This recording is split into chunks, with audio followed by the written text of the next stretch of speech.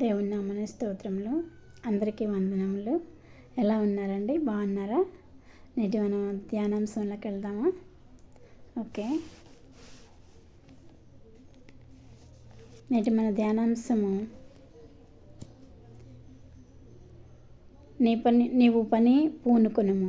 నీవు పనిని పూనుకొనుము. నీవు పని పూనుకొనుము. నేటి మన ధ్యానాంశము నీవు పని పూనుకొనుము, యెహోవా నీకు తోడుగా ఉండును గాక. నీవు పని పూనుకొనుము, యెహోవా నీకు తోడుగా ఉండును గాక. ఇది నేటి మన ధ్యానాంశము. 1వ దినవృత్తాంతములు 22వ అధ్యాయము 16వ వచనము. లెక్కింపలేనంత బంగారమును, వెండియు, ఇత్తడియు, ఇనుమును నీకు ఉన్నవి కాబట్టి నీవు పని పూనుకొనుము, యెహోవా నీకు తోడుగా ఉండును గాక. లెక్కింపలేనంత వెండియు, బంగారమును, ఇత్తడిని, ఇనుమును ఉన్నవి నీవు పని కాబట్టి నీవు పని పూనుకొనుము, యెహోవా నీకు తోడుగా ఉండును గాక అని ఎవరు చెప్తున్నారండి? ఇక్కడ దావీదు మహారాజు తన కుమారుడైన సొలొమోనుకి దేవాలయమును కట్టించమని చెప్తున్నాడండి. ఇదే మాట యేసయ్య కూడా మనకు చెప్తున్నాడండి. దేవాలయమును కట్టుము, లెక్కింపలేనంత బంగారమును, వెండియు, ఇత్తడియు, ఇనుమును నీకు ఉన్నవి కాబట్టి నీవు పని పూనుకొనుము, యెహోవా నీకు తోడుగా ఉండును గాక అని, యెహోవా తోడుగా ఉండును గాక అని చెప్తున్నాడు. ఇదే మాటను యేసయ్య మనతో మాట్లాడుతున్నాడు. నీవు పని పూనుకొనుము, యెహోవా నీకు తోడుగా ఉండును గాక.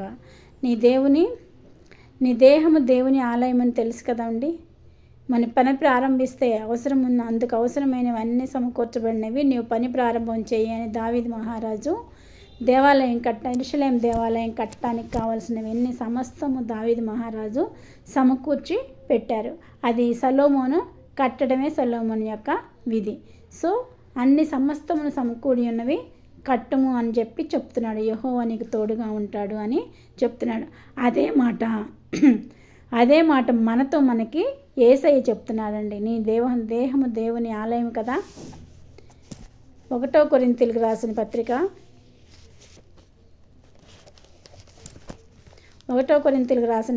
3వ అధ్యాయము 6వ వచనము, 3వ అధ్యాయము 16వ వచనము. మీరు దేవుని ఆలయమై ఉన్నారనియు దేవుని ఆత్మ మీలో నివసించున్నాడనియు మీరు ఎరుగరా? మనము దేవునికి ఆలయమై ఉన్నాము. మనలో మన దేవుని పరిశుద్ధాత్మ నివసించున్నాడని మనం ఎరుగమా? కాబట్టి మొదటిగా మన దేవుని ఆలయాన్ని మనం దేవునికి సమర్పించుకోవాలండి. ఇదే మంచి సమయం అండి. మీరు దేవునికి ఆలయమై ఉన్నారని మీరు ఈరోజే రక్షణ పొందాలండి. నీ హృదయం దేవుని ఆలయం కాబట్టి దేవునికి రక్షణ పొందాలి. ఈరోజే నీవు రక్షణ పొందినట్లయితే యెహోవా ఆత్మ నీలో నివసించనండి. ఎవడైనా నా ఆత్మను నా ఆలయమును పాడు చేసిన వాడిని పాడు చేసేదని దేవుడు మాట్లాడుతున్నాడండి. కాబట్టి మనము మన ఆలయం హృదయమే దేవుని ఆలయం అండి. ఈ ఆలయాన్ని ఈరోజే కట్టుకోవాలండి. ఇదే అనుకూల సమయం అండి. ఇదే రక్షణ దినం అండి. ఇక్కడ దావీదు మహారాజు 22వ అధ్యాయము 12, 13 వచనములలో ఏం చెప్తున్నారంటే, 22వ అధ్యాయము 12, 13 వచనములలో, నీ దేవుడైన యెహోవా ధర్మశాస్త్రమును నీవు అనుసరించినట్లుగా యెహోవా నీకు వివేకమును తెలివిని అనుగ్రహించి ఇశ్రాయేలుల మీద నీకు అధికారం దయచేయునుగాక. నీ దేవుడైన యెహోవా ధర్మశాస్త్రం నీవు అనుసరించి నడుచుకున్నట్లు నీకు బలమును తెలివిని అనుగ్రహించునుగాక. ఇశ్రాయేలుల మీద రాజుగా నిన్ను నియమించునుగాక అని మాట్లాడుతున్నాడండి. తర్వాత ఏమంటున్నారు చూడండి. ఇక్కడ ధర్మశాస్త్రమును అనుసరించాలి అని చెప్తున్నాడండి దావీదు మహారాజు సొలొమోనుకి. నీవు తప్పకుండా ధర్మశాస్త్రమును అనుసరించాలి అని చెప్తున్నాడండి. తర్వాత 13వ అధ్యాయం వచనంలో, యెహోవా ఇశ్రాయేలును గూర్చి మోషేకి ఇచ్చిన కట్టడల ప్రకారముగాను ఆయన తీర్చిన తీర్పుల ప్రకారముగాను జరుపుకొనుటకు నీవు జాగ్రత్త పడిన యెడల నీవు వృద్ధి పొందుదువు. ధైర్యం తెచ్చుకొని బలముగా ఉండుము. రెండవ మాట, నీవు వృద్ధి పొందుదువు. ధైర్యం తెచ్చుకొని బలముగా ఉండము. మూడో మాట ఏం చెప్తున్నాడంటే సొలొమోనుకి, భయపడకము దిగులు పడకము. దేవుడైన యెహోవా నీకు తోడుగా ఉన్నాడు. నీవు ఫస్ట్ ధర్మశాస్త్రమును అనుసరించి నడుచుకొనుము. రెండవది ధైర్యం తెచ్చుకొని బలముగా ఉండుము. మూడవది భయపడకము దిగులు పడకము, యెహోవా నీకు తోడుగా ఉన్నాడు. ఈ 3 మాటలు ఆయన తన కుమారుడైన సొలొమోనుకి దావీదు మహారాజు చెప్తున్నాడండి. అదే 3 మాటలు మనకు కూడా యేసయ్య చెప్తున్నాడండి. ధర్మశాస్త్రం అనుసరించము. అదే 3 మాటలు దేవుడైన యెహోవా మనతో మాట్లాడుతున్నాడు. ధర్మశాస్త్రం అనుసరించము. తర్వాత రెండవది ధైర్యం తెచ్చుకొనుము.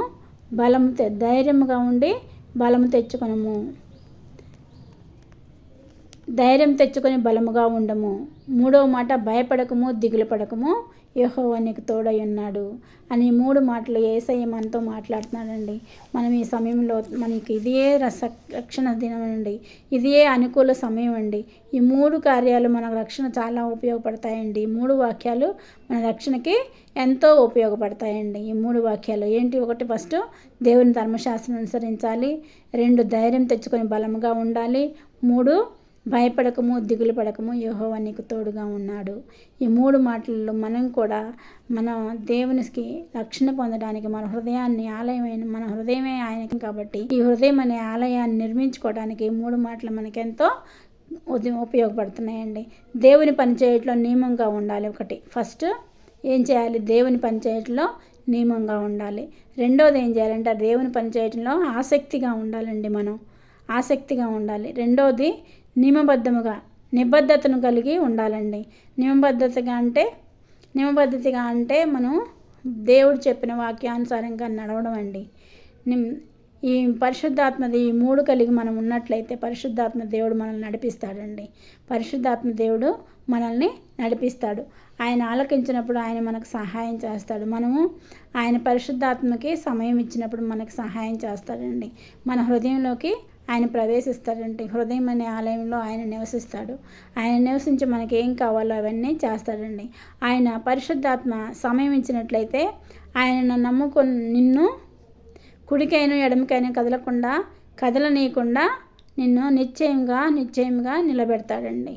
నిశ్చయంగా తనలో నిలబెట్టుకుంటాడండి యేసయ్య. కాబట్టి మనము యేసయ్యని ఆరాధించాలండి. ఇదే రక్షణ సమయం అండి. ఇదే అనుకూల సమయం అండి రక్షణ పొందడానికి. ఇంకా ఎవరైనా రక్షణ పొందని వాళ్ళు ఉంటే ఈ రాత్రికాల సమయంలో ఇదే అనుకూల సమయము. మీరు ఒక్కసారి యేసు ప్రభుని ప్రార్థించండి. భయపడవద్దు, దిగులు పడవద్దు, ధైర్యంగా ఉండడం, బలము తెచ్చుకొనుడి. దేవుని ధర్మశాస్త్రంని ఇంతవరకు అనుసరించకుండా ఉంటే ఈ క్షణమే నీ తీర్మానం చేసుకొని దేవుని ధర్మశాస్త్రం అనుసరిస్తానని నీ హృదయంలోకి యేసయ్యను ఆహ్వానించండి. ఇదే అనుకూల సమయం అండి. ఒకవేళ మీరు గేమ్స్ ఆడతారు కదండి, ఆ గేమ్స్ ఆడటంలో కానీ లేదా పరస్త్రీ వ్యామోహంలో కానీ ఇలాంటి తప్పు దారిలో ఉన్నట్లయితే ఈ క్షణమే వాటిని విసర్జించండి. ప్రభువైన యేసు పరిశుద్ధాత్మ మిమ్మల్ని మంచి దారిలో నడిపిస్తుందండి. వీడియో గేమ్స్ ఆడటం వలన భార్యకు దూరం అవటము, పరస్త్రీ వ్యామోహం వలన భార్యకు దూరం అవటము, ఇలాంటి చెడ్డ పనులు మనలో ఉన్న ఎట్లా అది అపరిత్తాత్మ చేస్తుందండి. పాపాన్ని ద్వేషిస్తాడు కానీ దేవుడు పాపిని ద్వేషించడండి. అందుకని మనం చేసే పాపాలను మాత్రమే ఆయన ద్వేషిస్తాడండి. పాపిని ప్రేమిస్తున్నాడండి. సర్వలోకాన్ని ఆయన ప్రేమించి మన కోసం ప్రాణం పెట్టాడండి. సిలువలో ఆయన ప్రాణం పెట్టినాడండి. మన కోసం, నీ కోసం, నా కోసం, సర్వలోకం కోసం ఆయన ప్రాణాన్ని పెట్టాడండి. ఆయన్ని ఒక్కసారి జ్ఞాపకం చేసుకుని మీ హృదయంలోకి ఆహ్వానించండి. ఈ క్షణమేనండి మీలో ఉన్న చెడు లక్షణాలన్నింటినీ దేవుడు విసర్జిస్తాడండి, తీసివేస్తాడండి. ఈ క్షణము మీరు ఆలోచించండి. ఇదే రక్షణ దినము, ఇదే అనుకూల సమయం అండి. రక్షణ పొందిన వారు రక్షణ పొందవలసిందిగా కోరుకుంటూ ఈ చిన్న వాక్యాన్ని ముగిస్తున్నానండి. చిన్న ప్రార్థన చేసుకుందాం. సర్వశక్తి మిక్కిలి కృపగలన ఘనమైన యేసురాజా, మీ పాదములకు స్తుతులు స్తోత్రములు తండ్రి. అద్భుతకరుడా, ఆశ్చర్యకరుడా, మీకు వందనాలు. సాయంకాల సమయంలో మీరు మాట్లాడిన వాక్యంకై మీకు వందనాలు ప్రభా. అయ్యా, ఇదే అనుకూల సమయము నాయన. నీ హృదయం దేవుని ఆలయం అంచున ప్రభా. నీ హృదయం దేవుని ఆలయము, దానిలో నివసిస్తున్నాడని తెలియదా అంటున్నావు ప్రభా. అయ్యా, మా హృదయం అనే ఆలయంలో మీరు నివసిస్తున్నారు తండ్రి. మీకు వందనాలు, స్తోత్రాలు ప్రభా. ఇంకా ఎవరైనా రక్షణ పొందిన వారు ఈ రాత్రికాల సమయంలో రక్షణ పొంది ప్రభా మీ మార్గంలో నడవడానికి దయచేయండి ప్రభా. వీడియో గేమ్స్ ఆడే వాళ్ళని బంధించండి ప్రభా. అయ్యా, పరస్త్రీ వ్యామోహంలో తిరిగే వారిని రక్షించండి ప్రభా. వారిని మీ మార్గంలోకి నడిపించండి ప్రభా. సాతాను అంధకార చీకటి శక్తులను వారిలో నుండి బంధించండి ప్రభా. తీసి పారవేయండి ప్రభా. వారిని రక్షణలోకి నడిపించండి ప్రభా. అనేక మంది రాత్రికాల సమయంలో రక్షణ పొందినట్లుగా మా ప్రభును ప్రియకుమారుడైన యేసుక్రీస్తు నామమున అడుగుచున్నాను తండ్రి. ఆమేన్.